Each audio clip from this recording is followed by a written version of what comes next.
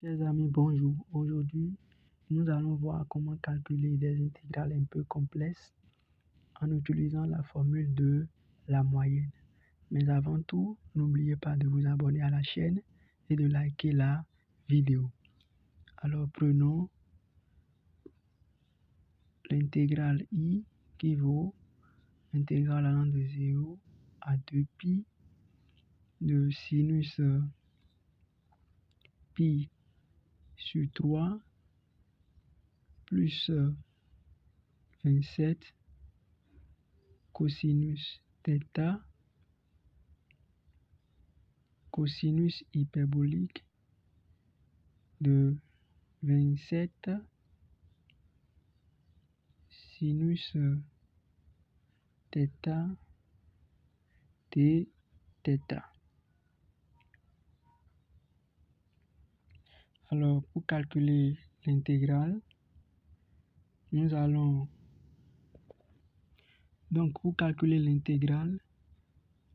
poser f de z égale sinus de z, où z est un nom complexe qui vaut x plus y. Donc, sinus de z, ça fait sinus de x plus y, ce qui nous fait sinus de x cosinus de y plus sinus de y cosinus de x. Alors, cosinus de y, c'est cosinus hyperbolique de y, c'est cosinus hyperbolique de y, et sinus de y, c'est y sinus hyperbolique de y. Alors, on a fz qui vaut sinus x cosinus hyperbolique de y plus y sinus hyperbolique de y cosinus x.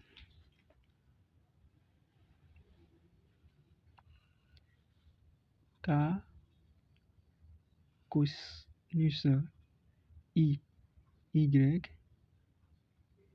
est égal à cosinus hyperbolique de y sinus y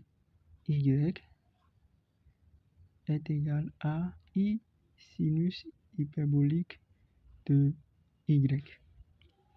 Donc, fz, c'est sinus x cosinus hyperbolique de y plus y sinus hyperbolique de y cosinus x. Alors, si vous regardez la forme de l'intégrale, cette partie correspond à la forme de l'intégrale. Et donc, il suffit de poser x égale à pi sur 3 plus 27 cosinus θ, y égale à 27 sinus θ pour retrouver cette forme. Alors, nous aurons quoi? En posant x égale à pi sur 3 plus 27 cosinus θ et y égale à 27 sinus θ. Donc, f de z, c'est f de pi sur 3 plus 27 cosinus θ plus I 27 sinus θ. Et ceci, ça nous fait sinus de pi sur 3 plus 27 cosinus θ plus I 27 sinus θ. Et donc, nous avons sinus, si nous devons utiliser notre formule qui est ici, alors on aura sinus de pi sur 3 plus 27 cosinus θ plus I 27 sinus θ nous donne pi sur 3 plus 27 cosinus θ fois cosinus hyperbolique de 27 sinus θ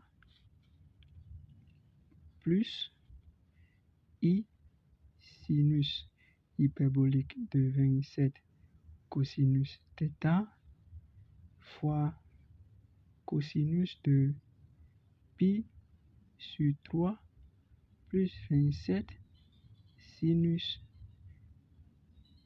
cosinus θ. Alors, on a Fz égale à ça. Donc, en posant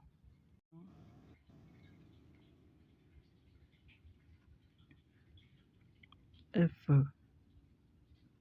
égale à F de notre Z devient, puisqu'il était ins plus y, donc avec ins égale à pi sur 3 plus 27 cosinus θ, y égale à 27 sinus θ, notre f de Z serait égal à f de pi sur 3 plus 27 cosinus θ plus 27 I 27 sinus θ. Et ceci est égal à f de pi sur 3 plus 27 exponentielle de I θ. Mais remarquez que sinus de pi sur 3 plus 27 cosinus θ, cosinus hyperbolique de 27 sinus θ, plus I sinus hyperbolique de 27 sinus θ, cosinus de pi sur 3, 27 cosinus θ, nous permet, cette relation nous permet de remarquer que en réalité, sinus de pi sur 3 plus 27 cosinus θ, cosinus de pi, cosinus de 27 sinus θ, c'est la partie réelle de f de Z. C'est bien la partie réelle de f de Z. Alors, donc, notre I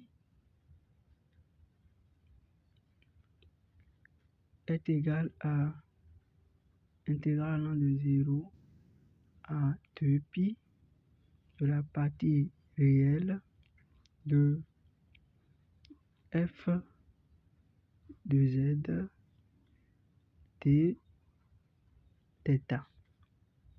Alors, nous allons utiliser la formule de la moyenne.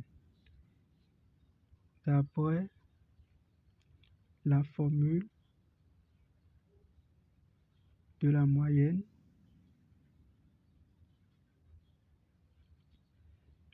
f de Z0 est égal à 1 sur 2pi, intégrale allant de 0 à 2pi, de f de Z0 plus R expo I θ d θ. Donc, avec cette relation, l'intégrale 0 à 2pi de f de Z0 plus R expo I θ d θ c'est 2pi f de z0. Alors, I, c'est 0 à 2pi, intégrale de 0 à 2pi de r, la partie réelle de f de z, d θ. Et ceci, c'est encore la partie réelle de l'intégrale allant de 0 à 2pi de f de z, d θ. Mais notre z, ici, s'écrit encore comment? Sinon, notre intégrale de 0 à 2pi de f de z, d θ s'écrit partie réelle de l'intégrale allant de 0 à 2pi de f de pi sur 3 plus 27 expo I θ d θ. Donc, nous pouvons appliquer la formule de la moyenne et dire que notre intégrale I c'est égal à 2pi fois la racine carrée de 3 sur 2, ce qui fait partie réelle de pi sur 3.